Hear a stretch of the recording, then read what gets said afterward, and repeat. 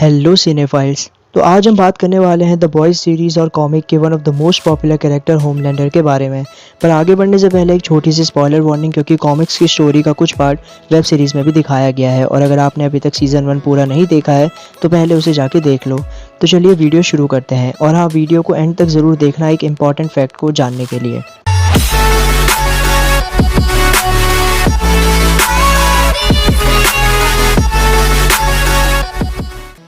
Homelander को comics में सबसे पहले दिखाया गया था द बॉयज़ के इशू 3 में। बेसिकली होमलैंडर पैरोडी है डीसी के सुपरमैन और मार्वल की कैप्टन अमेरिका की। कॉमिक्स और शोज़ दोनों में ही होमलैंडर को एक ब्रूटल, ओवरपावर्ड और इमोशनलेस कैरेक्टर दिखाया गया है। तो सवाल ये आता है कि आखिर होमलैंडर इतना बुरा है क्यों? तो इसका जवाब छुपा है उसकी परवरिश में। बेसिकली होमलैंडर को बनाया गया था उससे बचपन में कंपाउंड वी को हैवी डोज देकर। इस ड्रग से उसके पास कई सुपर पावर्स तो आ गई, पर उन पावर्स पर उनका कंट्रोल नहीं था। ये हमें पता चलता है इस बात से कि कॉमिक्स में वो अपनी पूरी बर्थ टीम को मार देता है, यानी कि वो सभी डॉक्टर्स और स्टाफ जो उसके बर्थ और ड्रग्स देने के टाइम पर वहाँ पर थे। इस अनलिमिटेड पावर और पुअर कंट्रोल की वजह से द वॉर्ड के साइंटिस्ट उसे मॉनिटर करते हैं, जिसकी वजह से उसका बचपन लैब में ही बीत जाता है। और बचपन में कोई खास ह्यूमन इंटरेक्शन ना होने की वजह से उसमें इमोशन और ह्यूमैनिटी ही नहीं होती, और इसी वजह से वो इतना रुथलेस और इमोशनलेस विलन बन जाता है। कॉमिक्स और शो दोनों में ही उसका रियल नाम जॉन बताया गया है। How long's it been, John? Long enough that no one calls me John anymore.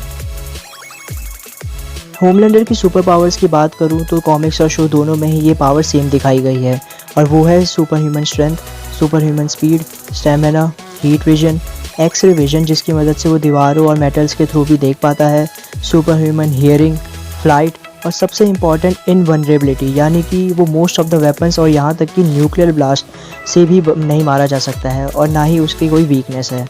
अब अगर कॉमिक्स में दिखाए गए होमलैंडर के कुछ इंपॉर्टेंट फैक्ट्स की बात करूं तो सबसे पहले ये बात आती है कि भले ही वो लैब में बनाया गया सुपर हीरो हो, पर द वॉर्ड कंपनी ने एक न्यूक्लियर ब्लास्ट कराकर पब्लिक को ऐसा बताया कि वो किसी मीटियोर के साथ आया है। जी हाँ, बिल्कुल सुपरमैन की स्टोरी की तरह।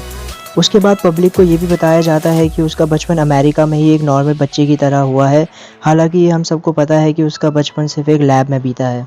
उसके अलावा कॉमिक्स में ये भी दिखाया गया है कि बिली बुचर भले ही होमलैंडर का कितना बड़ा राइवल क्यों ना हो, पर होमलैंडर बुचर की ब्रेवरी के लिए उसे रिस्पेक्ट देता है, और ये बात हमें शो में भी सीज़न 1 के लास्ट एपिसोड में दिखाई जाती है। Homelander one of the most powerful character होने के साथ ही द 7 का लीडर भी है। पर्टिकुलरली कॉमिक्स की बात करूं तो होमलैंडर ने अपना हीरो करियर स्टार्ट किया था अच्छे इंटेंशंस के साथ ही, बट जैसे जैसे वो अपने पावर्स को यूज़ करता रहा उसके इंटेंशंस और बुरे होते चले गए। अब आखिरी और सबसे इम्पॉर्टेंट फैक्ट बताने से पहले मैं यहाँ एक बार फिर आपको स्पॉइलर वार्निंग दे रहा हूँ, क्योंकि हो सकता है ये फैक्ट शो के अगले सीजन्स में भी दिखाया जाए और आपके लिए एक स्पॉइलर बन जाए। तो इस वार्निंग के बाद चलिए बात करते हैं उस सबसे इम्पॉर्टेंट फैक्ट और सबसे लास्ट फैक्ट की। तो अभी पता नहीं कि शो में ये दिखाया जाएगा कि नहीं, बट कॉमिक्स में होमलैंडर को और कोई नहीं बल्कि खुद ब्लैक नॉयर मारता है।